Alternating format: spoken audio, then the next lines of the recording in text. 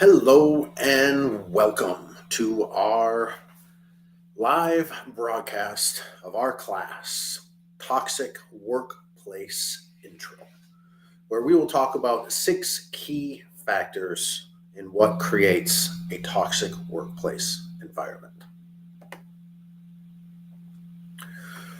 What is a toxic work environment? Well, are you dreading the thought of going to work tomorrow? Whether it might be a hot tempered boss, unreasonable workload, perhaps it's malicious coworkers. Each toxic work environment can take a significant toll on your mental health, leading to high levels of stress, insomnia, and depression. Also, toxic work environments are not good for any corporation or small business, as ultimately productivity, high turnover rates, and any number of other factors could decrease profitability and functionality of the company.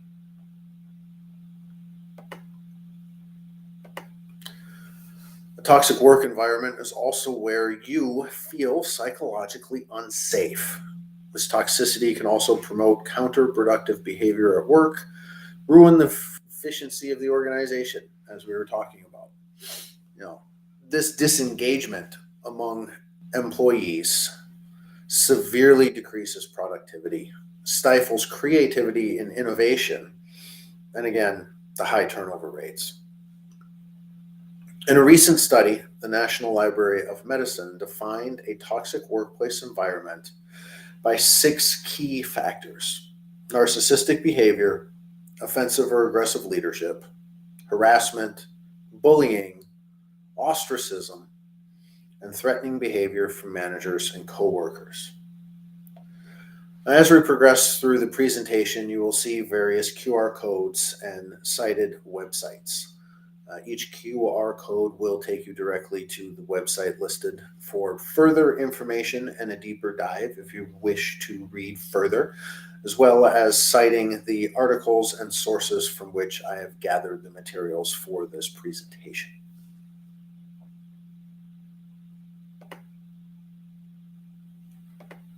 Narcissistic behavior. Now, some of the very key signs of a narcissistic boss or coworker is that they're going to take credit for your hard work. You're going to find yourself receiving backhanded compliments. A lot of great jobs bought will often follow whatever love bombing compliment they're giving you before in the next breath taking it away. You may find yourself ridiculed in front of your other coworkers. You'll find yourself being blamed. The boss or coworker is going to know your weak spot, and you will find yourself exploited.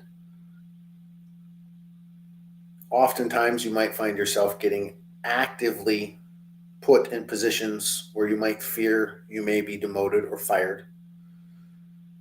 Those around you with narcissistic tendencies will oftentimes lie to get ahead. You will feel competed with, as though this person must be the best at work, whether they're directly involved in your position or not, or have anything to do with your position or not. Gossip will often be spread about you. And then if you confront them, they will, of course, deny having said anything and shift blame onto another. You may find yourself being sabotaged at work. You might be pressured to do something unethical. And any accomplishments that you might get of other people congratulating you, you will see that green-eyed monster of jealousy coming out directed your way instead of that person actually being happy for you and congratulating you.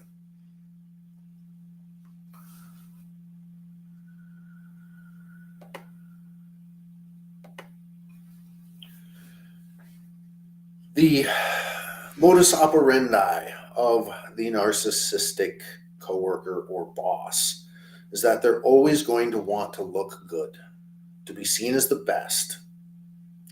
And this will mean bringing others down to elevate themselves. To do this, they will do anything to achieve that elevation.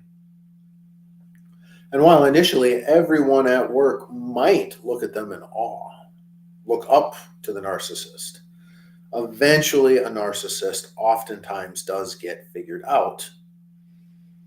But usually the narcissist has to run out of people to sabotage or blame, and those who are under fire from that behavior have to stick it out.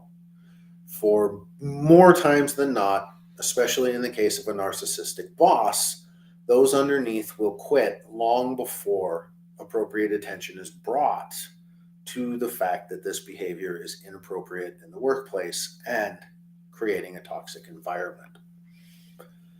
And by the time the narcissistic coworker or boss is figured out, by that point in time, they've usually done a lot of damage.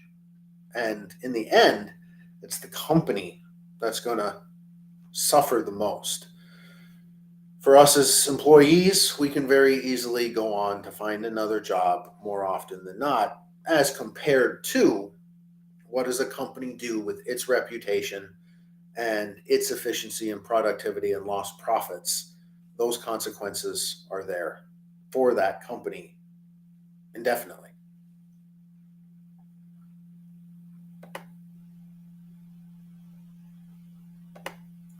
Our next factor: offensive or aggressive leadership.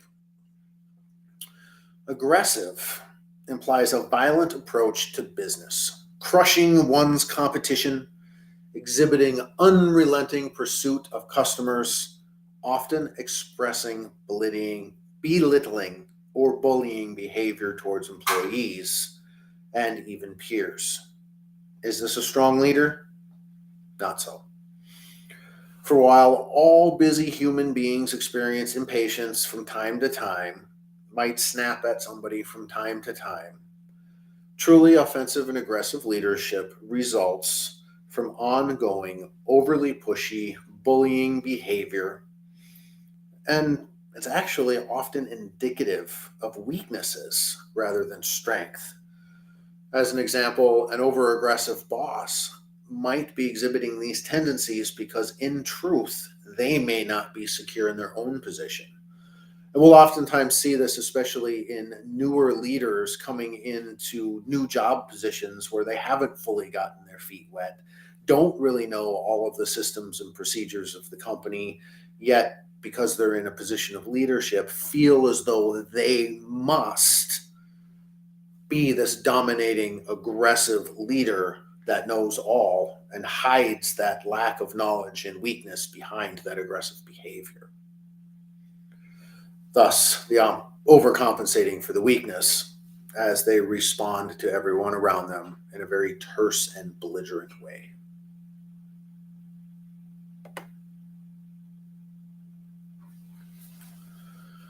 Now, this overly aggressive leadership style, much like the Roman Empire itself, brings about rash decision-making, failure to gain input from other employees, lack of detail orientation, minimal crisis management skills.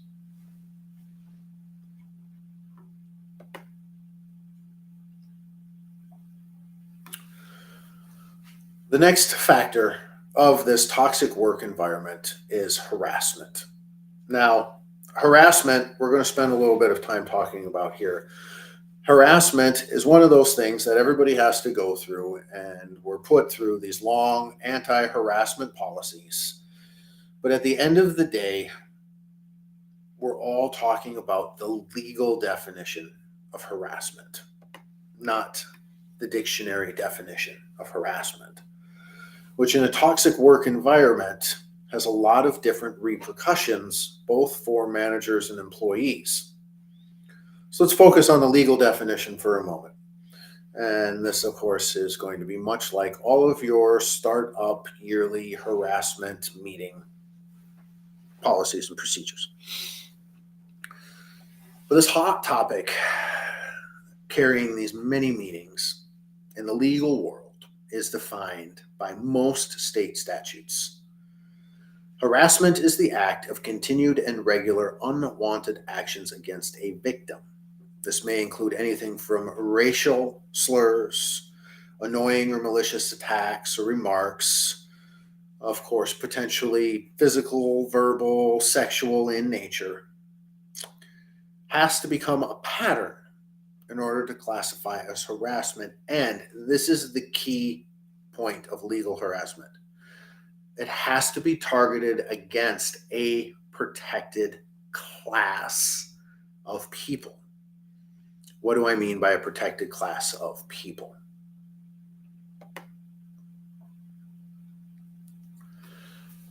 Protected class of people. This list comes from the state of California, which was one of the most extensive lists out there.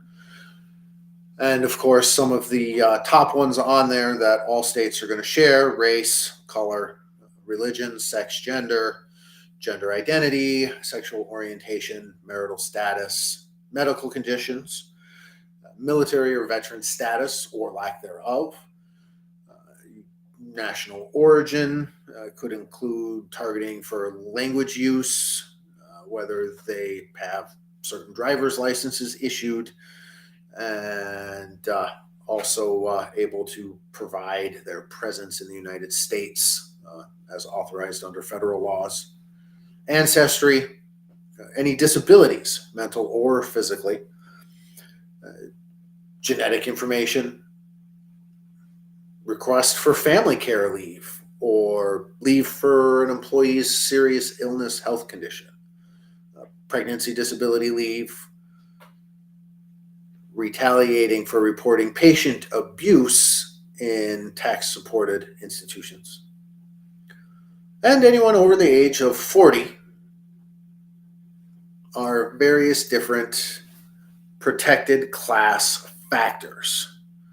So in a legal situation, essentially, in order to legally, in most states, prove that legal harassment has happened, it has to be proven that the harassment was targeted at the individual because of one of these factors on the list. If it is not because of one of these factors on the list, could just be, I don't like you because you're you. It actually doesn't meet the legal definition of harassment as criminally chargeable or going to successfully win a lawsuit in a civil court.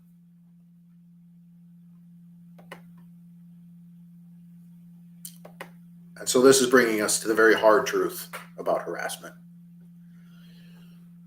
Most workplace harassment will not be adequately dealt with in our current corporate cultures because it is easily minimized enough to fall underneath the criminally chargeable threshold. While the dictionary definition is any repeated and unwanted behavior that is targeted at an individual, again, that legal definition must prove the targeting was due to a protected class bias. When we experience harassment as a victim, we all know its validity.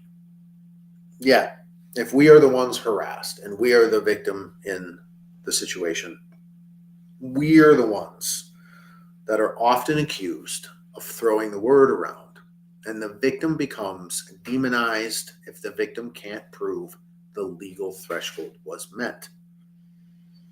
And it's this point where most people experiencing this kind of harassment, the only recourse does end up being that they have to leave the job that they're in order to find an environment where they can thrive.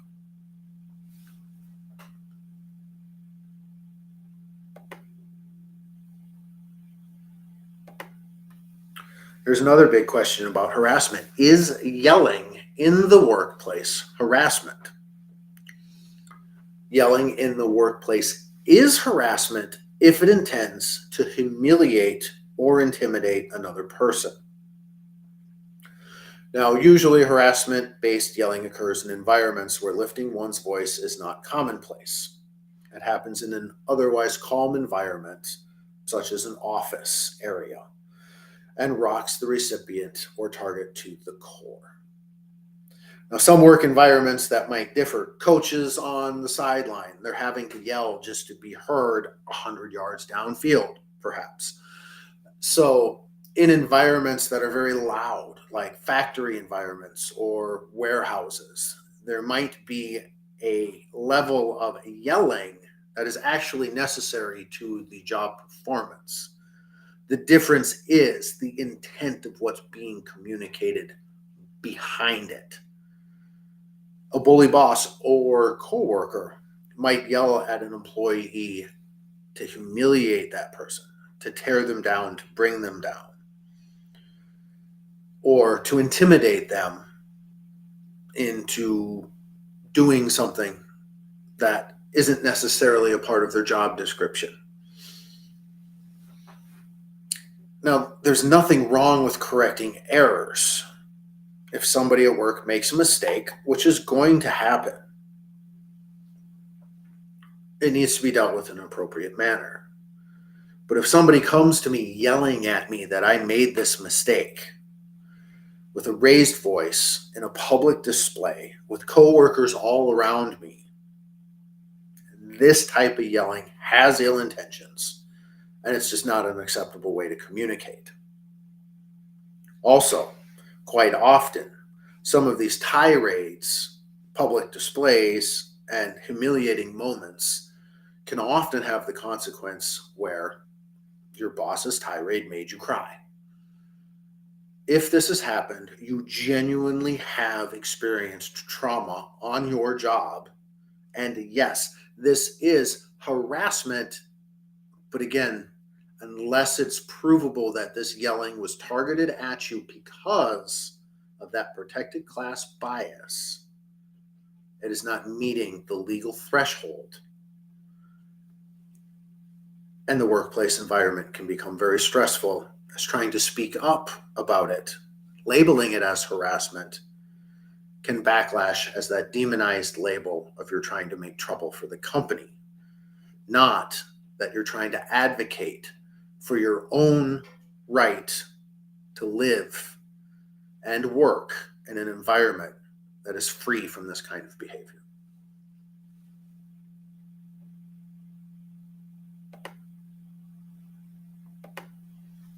Bullying, often grouped together with harassment. But again, once we're out of that legal threshold realm, bullying very much becomes its own particular item of a toxic workplace environment. Bullying is the practice of seeking to intimidate, coerce, or harm another person. And a perpetrator uses a variety of tools in which to carry this out.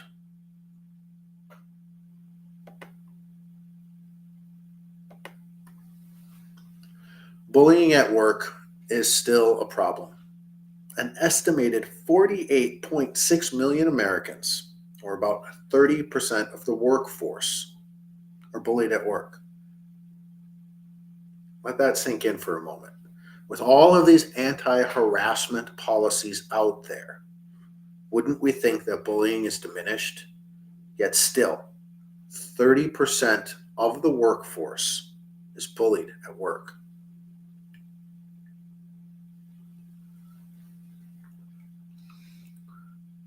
The term workplace bullying describes a wide range of behaviors, and this complexity makes addressing it difficult and often ineffective.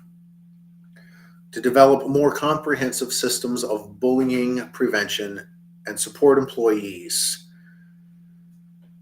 their psychological well-being, these leaders first need to be aware of the different types of bullying and how they show up. In this article, which I really like, there are 15 different features of bullying based on standard typologies of aggression that gets talked about. And we'll run through a few of those in these slides here. This comes for data from the Workplace Bullying Institute. We're looking at 25 plus years of research here and practice focused on addressing workplace aggression, discrimination, incivility to create healthy organizational cultures.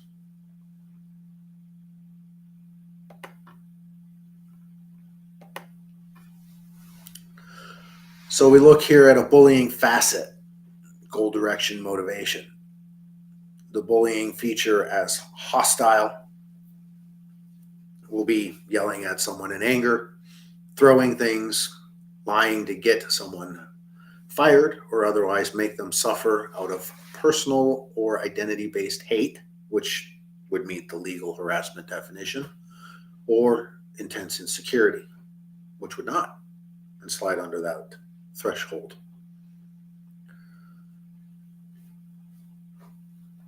Instrumental, more of a cold, under the radar kind of an approach, spreading rumors, lies, distortions. This is to remove a perceived threat of someone's talent,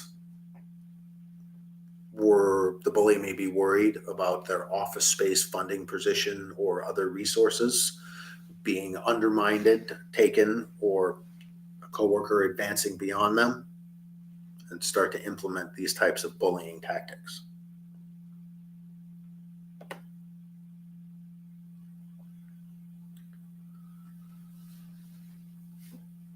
Immediacy, direct, punching, yelling, open blaming and shaming, sending angry messages, antagonistic and hostile body language. And indirect ways, again, is spreading rumors, perhaps withholding information, circumventing, all sabotaging behaviors. Visibility on the overt side, humiliating, silencing someone in front of others. Covert, gaslighting, which is flipping things onto a person. You might be trying to approach a bully with a mistake they made. And instead of talking about constructive problem solving, the bully may turn on you and flip the mistake on, well, I wouldn't have done that if it hadn't been for you or what you did. Classic gaslighting tactic. Withholding information or subtle blaming.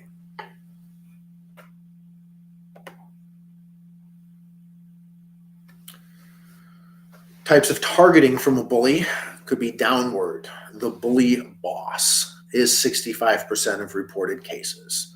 The bully, already in a position of power, is easily able to target someone underneath them in the corporate leadership chain. Horizontal is peer lateral coworker bullying, and this is 21% of reported cases. So you might sit next to each other in a cubicle and your coworker is constantly tearing you down or using some of the above listed tactics. Upward bullying by subordinates is about 14% of reported cases in the workforce, where a subordinate is actually bullying a boss above them. And of course, there's mixed position type situations depending upon how corporate structures or small businesses are put together.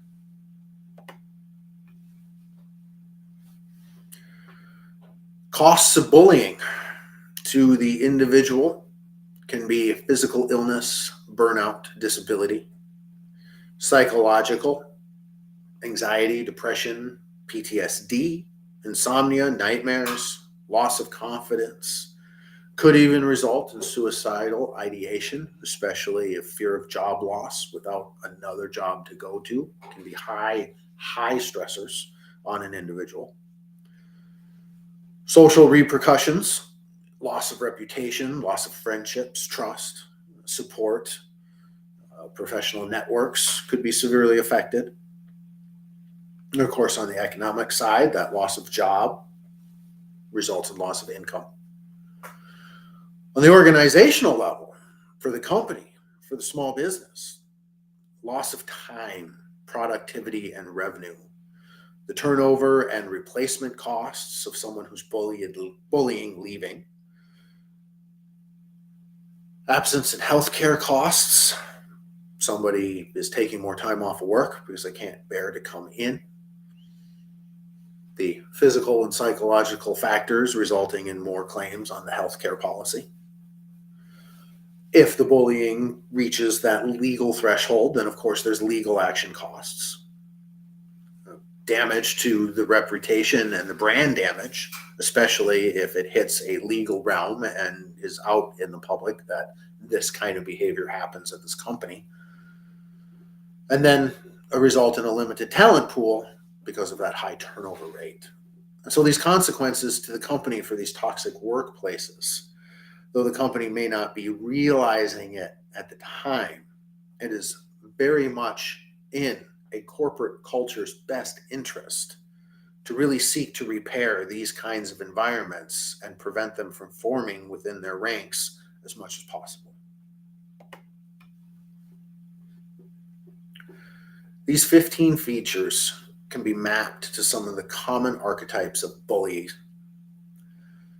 We've got the screamer, who is associated with the yelling and fist banging, or the quiet but equally dangerous schemer, who uses Machiavellian plotting, gaslighting, and smear campaigns to strip others of resources or push them out. The schemer doesn't necessarily have a position of legitimate power and can present as a smiling and eager to help colleague, or even an innocent-looking intern. While hostile motivation and overt tactics align with the schemer bullying archetype, and instrumental, indirect, and covert bullying is typical of the schemer, a bully can have multiple motives and use multiple tactics, consciously or unconsciously.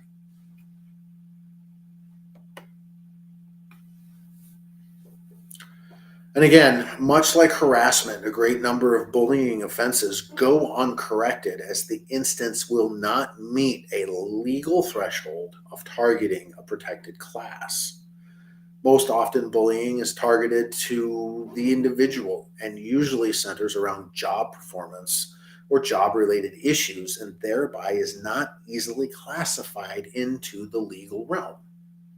And just like harassment, it slips under the radar, and the one reporting it is usually ostracized for it.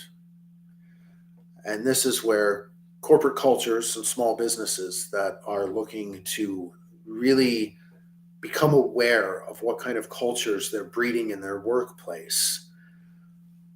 When reports of bullying and harassment come up the chain to the HR departments and to the managers and owners of small businesses, it is highly recommended that each incident not be evaluated by the legal definition, but to actually hear out the employee with where these behaviors are targeting them and how it is affecting their job performance.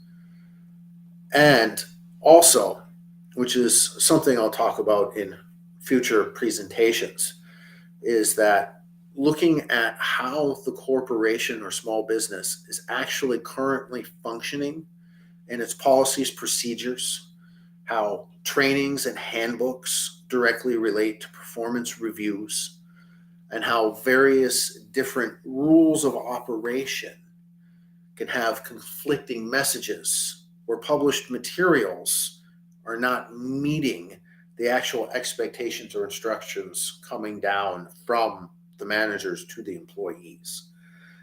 Disjointedness within that realm is usually a great origination source of these toxic workplace environment factors.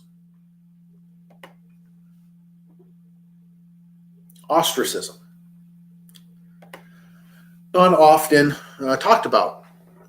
We don't hear it in mainstream media, but ostracism actually happens in the toxic workplace environment quite frequently. Let's look at the definition. An extreme form of rejection, in which one is excluded and ignored in the presence of others. Ostracism has powerful negative effects on psychological well being and is detrimental to multiple domains of self functioning. Specific consequences include not only sadness, hurt feelings, and changes in social perception. Example, increased likelihood of interpreting ambiguous situations as threatening, but also we see a decreased satisfaction of our four fundamental human needs: belonging, control, self esteem, and meaningful existence. How often have we heard a coworker or an employee of a company or even a boss say, I just want to feel valued by my company. I want to know that my contributions are meaning something. And when we're ostracized at work, that value, that want for meaning, that need is most definitely not being met. And evidence from both human and non human animal research suggests that ostracism activates that portion of the brain that's involved in experiencing both physical and psychological pain.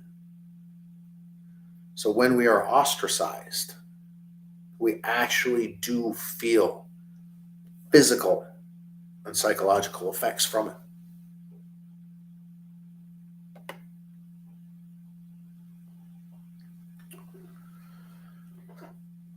Being ignored, excluded, overlooked at work inflicts more damage on our physical and mental health than does being harassed, a recent study shows. Canadian researchers found that while most people consider workplace ostracism more benign than harassment, such exclusion is actually more likely to spur job dissatisfaction, health problems, and resignations.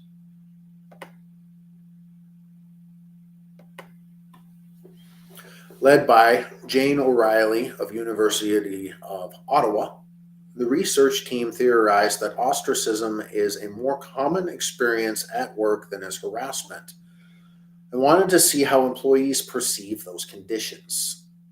Some key takeaways from the study: one is less likely to be seen as a bad person for ignoring or excluding someone than for openly insulting, yelling, or threatening them.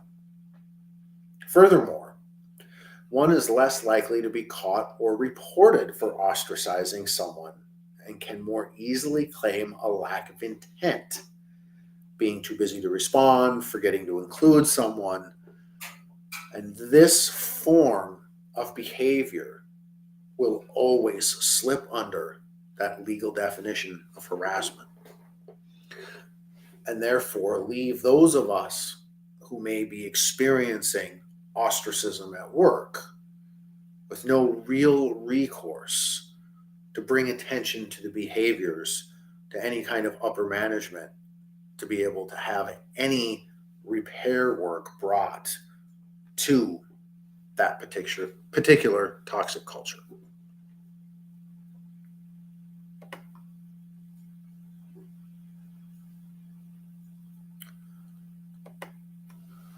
Ostracism was a more common experience than was harassment. More than 70% of respondents said they had experienced some form of exclusion in the prior 6 months, while only 48% reported being harassed or bullied during that time period. Ostracism was more likely to douse individuals' sense of belonging and their organizational commitment and engagement as compared to harassment. So here again, we have a direct link to the effects of what ostracism is doing to the overall health of the corporate culture or small business culture and its ultimate profitability and effectiveness to thrive as a business. Compared to victims of harassment, people who reported feeling ostracized were significantly more likely to have suffered health problems and to have ultimately quit their jobs. The ultimate takeaway, the impact of ostracism appears to be not only unique, but stronger than the impact of harassment.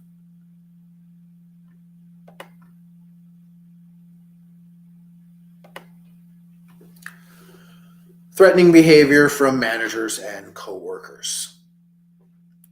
Well, this category encompasses two main facets. Overt physical threats. Such threats are usually the end result of the toxic work environment reaching the final breaking point and crossing over into the true legal definition of harassment and hostile work environments where legal action can be taken, and oftentimes can immediately work around any need to go to upper management. For a true physical threat, one can often just call the police and the person's removed, and it's usually the end of their job at that point. So that physical form of threatening behavior is definitely the end result of a toxic work culture that is escalated beyond the point of repair at that point. However, this type of threatening behavior from managers and coworkers in a true toxic work environment is where the actions are all subtle enough not to cross that threshold. Intimidation is a subtle form of threatening behavior that can appear in a toxic workplace.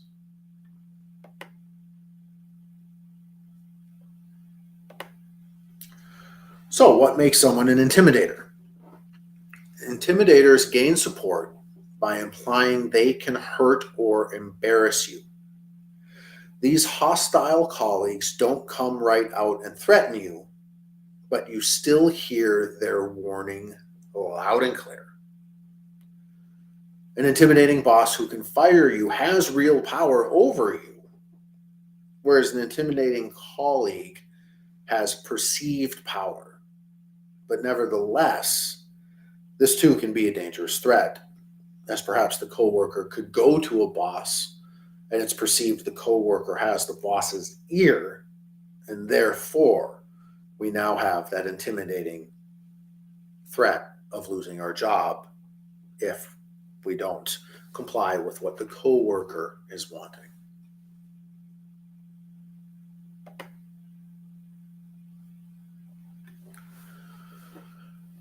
Now, there's a common misconception that some business leaders feel that being more assertive or even sometimes intimidating will bring out a more submissive attitude in their employees. It often results in a working environment that is toxic for everyone and can lead to a greater employee turnaround and lower productivity. So that thought of a better work environment is one where the employees are cowed into submission is not a healthy environment and will negatively affect the company in the long run. And again, here, the lines are often very much blurred when it comes to differentiating between bullied or intimidated, or harassed or intimidated. But nonetheless, in the modern workplace, professionals consider intimidation as a form of bullying, which can harm their performance and their relationship with their peers.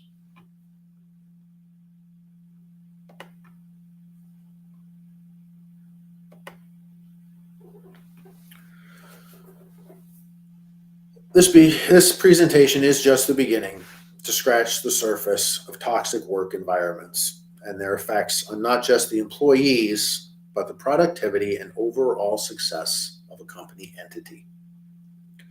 As much as employees may get disparaged for being weak or whining about a toxic work environment, it is truly the company that stands the most to lose. An employee will ultimately remove themselves from a situation they can no longer tolerate. The company is now losing valuable talent, has suffered a loss of time and money that was invested into training the employee. In this present age of employment competition, this loss could ultimately prove devastating to companies' thrivability over the long term. In future presentations, we will take an even deeper dive and a closer look at more toxic environment factors that arise from these 6 core origination points. We'll take a look at their effects, and we'll also begin to discuss ways by which we can repair these toxic workplace cultures. One of the things that I have developed is called DMC skills, diverse multicultural skills. It is a form of teaching communication that brings awareness to these types of toxic work cultures. When I talk about multicultural communication, well, yes, I am talking about in the literal sense of one culture, as in the culture of India, relating to another culture, such as our American culture. Obvious cultural differences. However, work cultures are their own culture. Religious cultures are their own cultures. All the way down the line to individual culture. The culture of me, the culture of you, how you relate to the world around you and the other individuals in the world around you. We are all coming from very unique and different places. And so in DMC skills, we explore various different communication techniques involving active listening, empathic listening, and other skills by which that we can begin relating with our coworkers, our leaders, and corporate and company owners. So with those communication skills, we can start to reverse whatever toxic factors are happening in a workplace environment.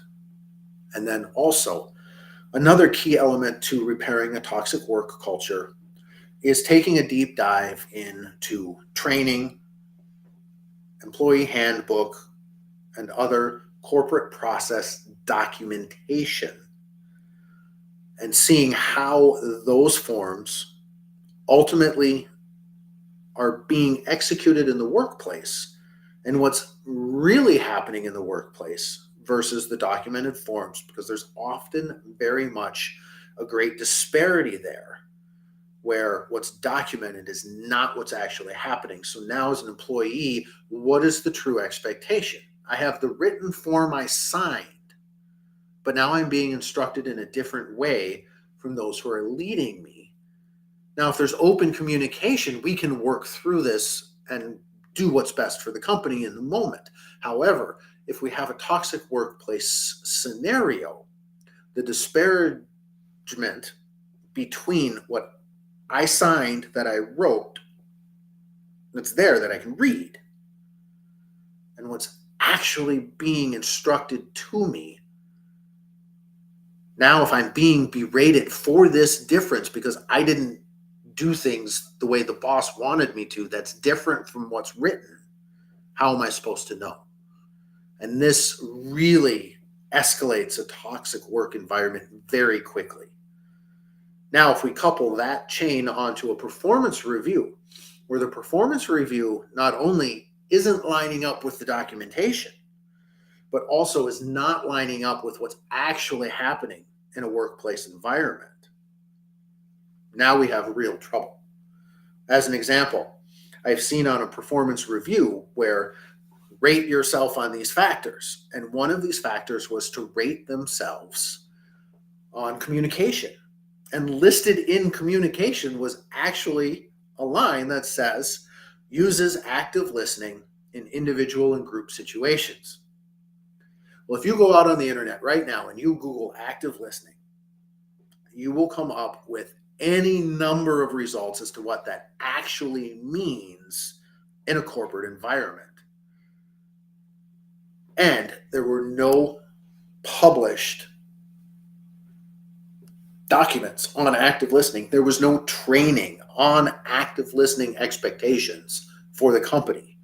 Yet here, an employee is being reviewed on these standards and asked to rate themselves on those standards as opposed to what their supervisor will rate them on those standards.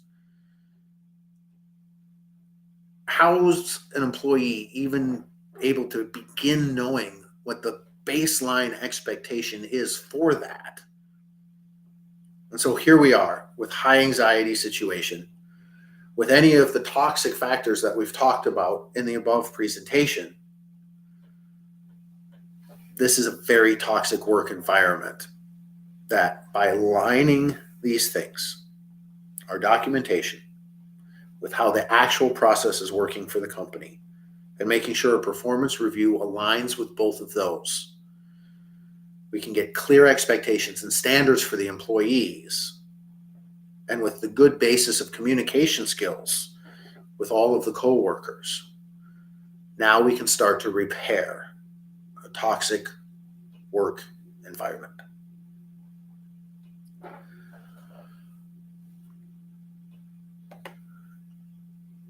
I hope you've enjoyed the presentation today.